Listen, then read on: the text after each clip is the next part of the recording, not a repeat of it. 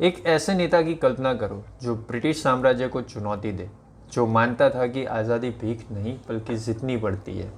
सुभाष चंद्र बोस, एक क्रांतिकारी, एक सपने वाला और आज़ाद हिंद फौज का जन्मदाता। बोस बाकी नेताओं से बिल्कुल अलग थे। 1897 में कटक, उड़ीसा में जन्मे, जिन्होंने राजनीति में जल्दी अपनी पहचान बनाई और 1938 में इंडियन नेशनल कांग्रेस के अध्यक्षक बन गए। लेकिन महात्मा गांधी के अहिंसा के रास्ते उनको ठीक नहीं लगे। बोस का मानना था कि आज़ादी के लिए ज़ोर का जवाब ज़ोर से देना होगा। यहीं से उनकी क्रांति का सफ़र शुरू हुआ। 1941 में बोस ने अंग्रेज़ों के कब्ज़े वाले भारत से छुपकर निकलने का रिस्की फैसला किया। अफ़गानिस्तान सोवियत यूनियन होते हुए वो जर्मनी पहुँचे। उनका एक ही लक्ष्य था, एक्सिस पावर्स की मदद लेकर भारत को आज़ादी दिलाना। जर्मनी से मदद लेने के बाद बोस ने अपना सपना साउथ ईस्ट एशिया में सच करने का फैसला किया। जापान के साथ मिलकर बोस ने सिंगापुर में भारत के युद्ध बंदियों को और नागरिकों को आज़ाद हिंद फौज बनाने के लिए जोड़ा।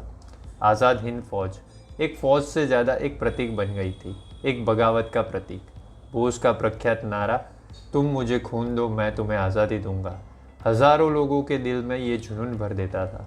हज़ारों भारतीयों ने फौज में शामिल होने के लिए अपने जीवन दान दिए। बोस के नेतृत्व में आईएनए ने बर्मा और उत्तर पूर्वी भारत में अंग्रेज़ों के खिलाफ बहादुरी से लड़ाई की, लेकिन वर्ल्ड वॉर II का पलड़ा एक्सिस पावर्स के खिलाफ मुड़ गया और आईएनए के पास साधन कम पड़ने लगे। 1945 में जब एक्सिस पावर्स हार रहे थे, आईएनए और बोस का भविष्य असफलता से घिरा दिखाई देने लगा।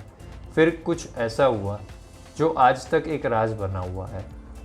18 अगस्त 1947 को खबर आई कि बोस ताइवान में एक जापानीज हवाई जहाज़ दुर्घटना में मर गए, लेकिन इस दुर्घटना के सबूतों की कमी और अलग अलग कहानियों ने काफ़ी सारी साजिशों को जन्म दिया।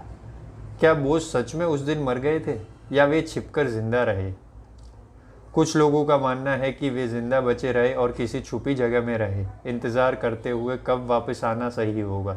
दूसरे कहते हैं कि उनकी मौत एक साजिश थी जो बड़े ताकतों ने रचाई थी। लेकिन एक बात स्पष्ट है, सुभाष चंद्र बोस का देश को आज़ादी देने का सपना हमेशा अमर रहेगा। चाहे उनका अंतिम किस्सा एक राज ही क्यों ना हो, भारत के स्वतंत्रता संघर्ष में उनका योगदान कभी नहीं भुलाया जा सकता।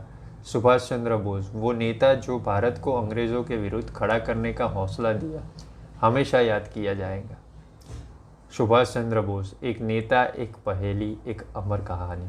अगर आपको ये कहानी प्रेरणा देने वाली लगी हो तो इस वीडियो को लाइक करें, वीडियो को शेयर करें और ऐसे और वीडियोस के लिए इस चैनल को सब्सक्राइब करिए। तब तक के लिए हर किसी को जय श्री राम, हर हर महादेव।